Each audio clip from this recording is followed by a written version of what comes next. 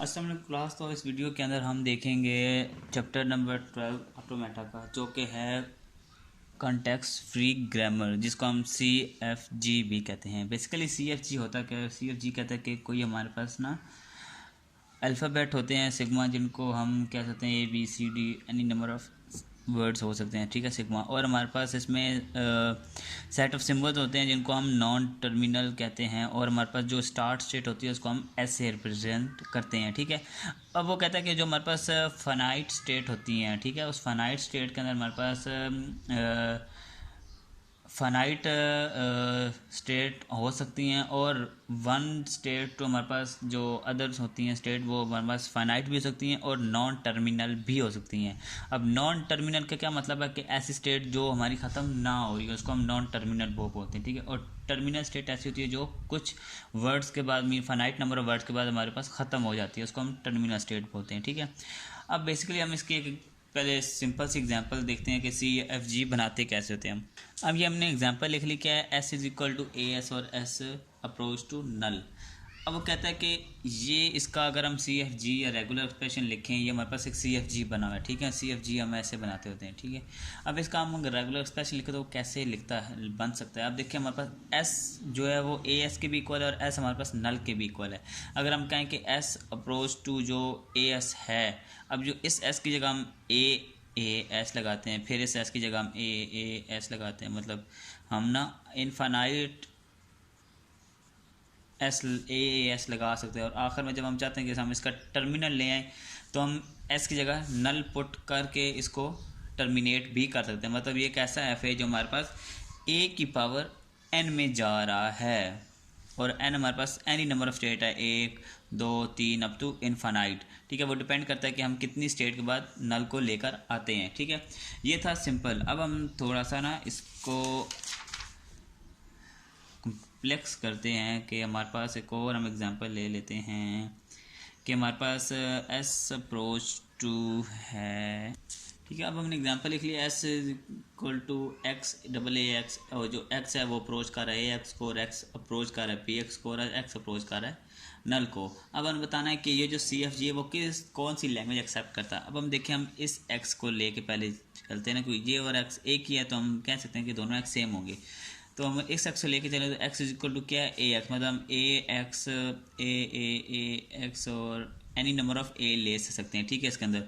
और हम B अगर लें, मतलब A बाद में B हम ले लेते हैं, BX, फिर B, मतलब एनी नंबर ऑफ B भी हम ले रहे हैं इसके अंदर, और हमारा X है नल भी। इसका मतलब है ये जो एक X है इसके अंदर हम any number of A's, any number of B's ले सकते हैं। इसका क्या मतलब है कि जो X है वो क्या प्रोड्यूस कर रहा है, A प्लस B का होल स्टेरिक। ये होल स्टेरिक का हमें कंसेप्ट पहले का पता था कि A प्लस बी के होल स्टेरिक में हमारे पास एनी नंबर ऑफ A's और B's आ सकते हैं, जो कि हमारे पास इसके अंदर आएंगे। अब इसको अगर रेगुलर एक्सप्रेशन लिखे तो वो कैसे लिखा जाएगा, A प्लस बी का whole asterisk double A plus B का होल स्टेरिक, क्योंकि हमारे पास लास्ट में भी X है, तो जो फर्स्ट वाला X प्रोड्यूस कर रहा होगा वही हमारे पास लास्ट वाला X प्रोड्यूस कर रहा होगा। तो आई होप आपको बेटर अंडरस्टैंडिंग आ गई होगी कि हम CFG से रेगुलर एक्सप्रेशन कैसे लिखते हैं। अब इसकी एक और छोटी सी एग्जांपल कर लेते हैं ताकि आपको और अंडरस्टैंडिंग हो जाए। तो ये हमने एक और एग्जांपल ले लिया, ये एक्सरसाइज का क्वेश्चन नंबर 2 है, ठीक है। बेसिकली सारी एक्सरसाइज हम ऐसे ही सॉल्व करेंगे। अब वो कहता है कि इसमें देखो कि ये हमारे पास प्रूव करना है कि ये A प्लस बी का whole asterisk triple B into A plus B का होल स्टेरिक प्रोड्यूस कर रहा है, और वो कैसे कर रहा है।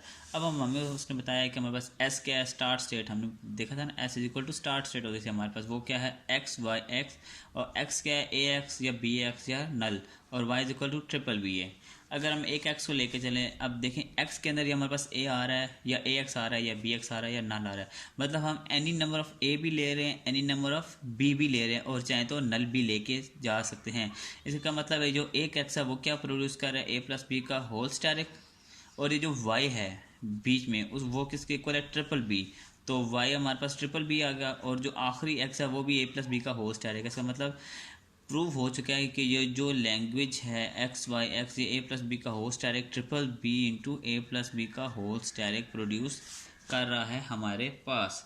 और इसके एक्सरसाइज के मोस्टली क्वेश्चन ऐसे ही होते हैं, जब जैसे कि क्वेश्चन नंबर 5 दिया उसने, वो क्या है कि एस हमारे पास है X B double A X और ए एक्स, और जो एक्स है वो हमारे पास है एक्स ए एक्स बी और नल।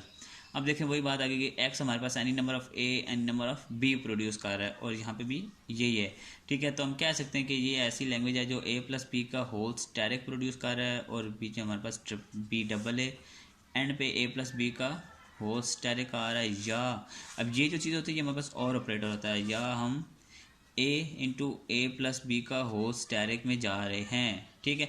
अब ए इंटू ए प्लस बी का होल स्टैरिक क्या मतलब है कि एक ए मस्ट है, क्योंकि ये एक्स हमारे पास ए प्लस बी का होल स्टैरिक प्रोड्यूस कर रहा है ना, ये ए उसके साथ मस्ट आना है हमारे साथ, इसलिए ये वाला ए वो लिखे हमने, ठीक है। तो ये था कि हम सी एफ जी की रेगुलर एक्सप्रेशन कैसे लिखते हैं। अब हमारे पास कोई अगर रेगुलर एक्सप्रेशन दिया हो और उसका हमने सी एफ जी बनाना हो तो वो कैसे बनाते हैं, उसकी भी एक एग्जांपल हम देख लेते हैं। क्वेश्चन नंबर 7 है, उसमें कहता है कि हमारे पास क्या है ए बी स्टैरिक।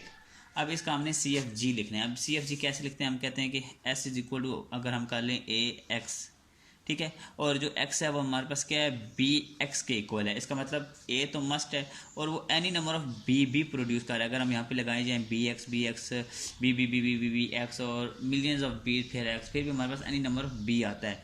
इसका मतलब है कि ये हमारे पास अब any A into B asterisk produce कर रहा है। इसके एक और देख लेते हैं कि ए स्टैरिक बी स्टैरिक है, इसका पार्ट 2। इसको हम कह सकते हैं कि S approach to X Y, जो एक्स है वो क्या प्रोड्यूस कर रहा है ए एक्स, और जो वाई है वो प्रोड्यूस कर रहा है बी वाई। तो हम यहाँ पे ए एक्स मतलब एनी नंबर ऑफ ए, और B Y any number of Y, तो हमारे पास easily A asterisk B asterisk produce हो जाएगा। आई होप आपको बेसिक अंडरस्टैंडिंग आ गई होगी को सी एफ जी होता क्या है, और हम सी एफ जी से रेगुलर लैंग्वेज कैसे लिखते हैं, और रेगुलर लैंग्वेज से सी एफ जी किस तरह बनाते हैं।